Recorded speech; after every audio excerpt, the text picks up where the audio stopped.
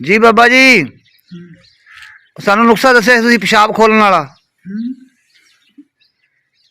ਪਿਸ਼ਾਬ ਖੋਲਣ ਵਾਲਾ ਤੁਸੀਂ ਨੁਸਖਾ ਦੱਸਿਆ ਸੀ। ਪਿਸ਼ਾਬ ਖੋਲਣ ਵਾਲਾ ਨੁਸਖਾ ਉਹ ਕਿਹੜਾ ਸੀ?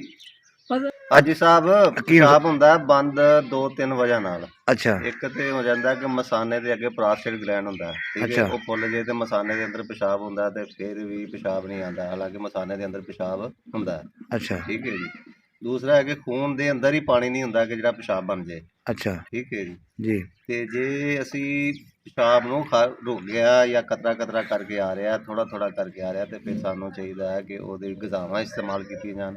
ਅੱਛਾ। ਗੰਡੇਰੀ ਤੇ ਖਰਬੂਜ਼ਾ ਇਸਤੇਮਾਲ ਕੀਤਾ ਜਾਏ, ਇਨਸ਼ਾਅੱਲਾ ਇਹਦੇ ਨਾਲ ਵੀ ਪਿਸ਼ਾਬ ਖੁੱਲ ਕੇ ਆ ਜਾਏਗਾ। ਜੇ ਪਿਸ਼ਾਬ ਪੈਦਾ ਹੀ ਨਹੀਂ ਹੋ ਰਿਹਾ, ਮੈਂਗੋ ਇਸਤੇਮਾਲ ਕੀਤਾ ਜਾਏ ਤੇ ਉਸ ਤੋਂ ਬਾਅਦ ਚਾਹ ਪੀਤੀ ਜਾਏ। ਠੀਕ ਹੈ ਜੀ। ਇਹਦੇ ਨਾਲ ਵੀ ਇਨਸ਼ਾਅੱਲਾ ਪਿਸ਼ਾਬ ਖੁੱਲ ਕੇ ਆ ਜਾਏਗਾ। ਜੇ ਪ੍ਰੋਸਟੇਟ ਗਲੈਂਡ ਦਾ ਮਸਲਾ ਹੈ ਤੇ ਫਿਰ ਉਹਦਾ ਹੱਲ ਆਪਰੇਸ਼ਨ ਹੈ। ਅੱਛਾ। ਠੀਕ ਹੈ ਜੀ। ਆਪਰੇਸ਼ਨ ਕਰਾਇਆ ਜਾਏ ਤੇ ਫਿਰ ਪਿਸ਼ਾਬ ਖੁੱਲੇਗਾ। ਠੀਕ। ਤੇ ਨੁਸਖੇ ਦੇ ਤੌਰ ਤੇ ਕਲਮੀ ਸ਼ੋਰਾ 3 ਗ੍ਰਾਮ। ਅੱਛਾ।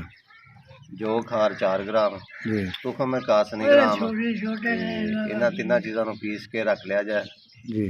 ਤੇ 2 ਗ੍ਰਾਮ ਸੁਬਹ, 2 ਗ੍ਰਾਮ ਸ਼ਾਮ ਇਸਤੇਮਾਲ ਕੀਤਾ ਜਾਏ, ਇਨਸ਼ਾਅੱਲਾ ਪਿਸ਼ਾਬ ਖੁੱਲ ਕੇ ਆ ਜਾਏਗਾ। ਖੁੱਲ ਕੇ ਆਏਗਾ ਇਨਸ਼ਾਅੱਲਾ ਪਿਸ਼ਾਬ। ਅੱਛਾ, ਆਮ ਤੌਰ ਤੇ ਜਦੋਂ ਬੰਦੇ ਨੂੰ ਪਿਸ਼ਾਬ ਘੱਟ ਆਉਂਦਾ ਫਿਰ ਕੀ ਇਸਤੇਮਾਲ ਕਰਨਾ ਚਾਹੀਦਾ ਬੰਦੇ ਨੂੰ?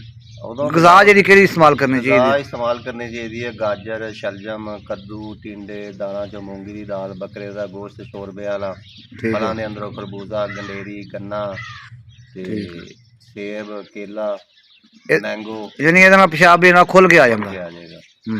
ਅਗਰ ਜ਼ਿਆਦਾ ਪਿਸ਼ਾਬ ਦਵਾਈ ਦੇ ਤੌਰ ਤੇ ਇਸਤੇਮਾਲ ਕਰਨਾ, ਅੰਗੂਰ ਖਾ ਕੇ ਪਾਈਆ ਤੇ ਇੱਕ ਚਾय ਦੀ ਪਿਆਲੀ ਪੀ ਲਓ। ਇਹਦੇ ਨਾਲ ਵੀ ਇਨਸ਼ਾਅੱਲਾ ਪਿਸ਼ਾਬ ਖੁੱਲ ਕੇ ਆ ਜਾਏਗਾ। ਖੁੱਲ ਕੇ ਆ ਜਾਏਗਾ। 3-4 ਕੇਲੇ ਖਾ ਕੇ ਤੇ ਚਾਹ ਦੀ ਪਿਆਲੀ ਪੀ ਲਓ, ਇਹਦੇ ਨਾਲ ਵੀ ਪਿਸ਼ਾਬ ਖੁੱਲ ਕੇ ਆ ਜਾਏਗਾ ਤੇ ਸਾਰੀ ਰਾਤ ਸੌਣ ਨਹੀਂ ਦੇਗਾ ਇਨਸ਼ਾਅੱਲਾ। ਅੱਛਾ ਜੀ। ਯਾਨੀ ਇਹ ਪਿਸ਼ਾਬ ਖੋਲਣ ਵਾਲੇ ਨੁਸਖੇ ਨੇ ਸਾਰੇ। ਠੀਕ ਹੈ। ਪਲ ਤੇ ਆਉਂਦਾ ਜਾ। ਜੇ ਹਕੀਮ ਸਾਹਿਬ ਕੋਈ ਦਵਾਈ ਆਪਣੀ ਨਾ ਬਣਾ ਸਕੇ ਫਿਰ ਤੁਸੀਂ ਦਵਾਈ ਬਣਾ ਕੇ ਦੇ ਦਿੰਦੇ? ਹਾਂਜੀ, ਸਾਡੇ ਨਾਲ ਰਾਬਤਾ ਕਰ ਮੌਸਮ ਦਵਾਖਾਨਾ। ਹਾਂਜੀ।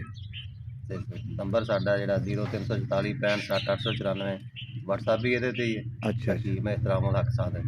ਠੀਕ ਹੋ ਗਿਆ।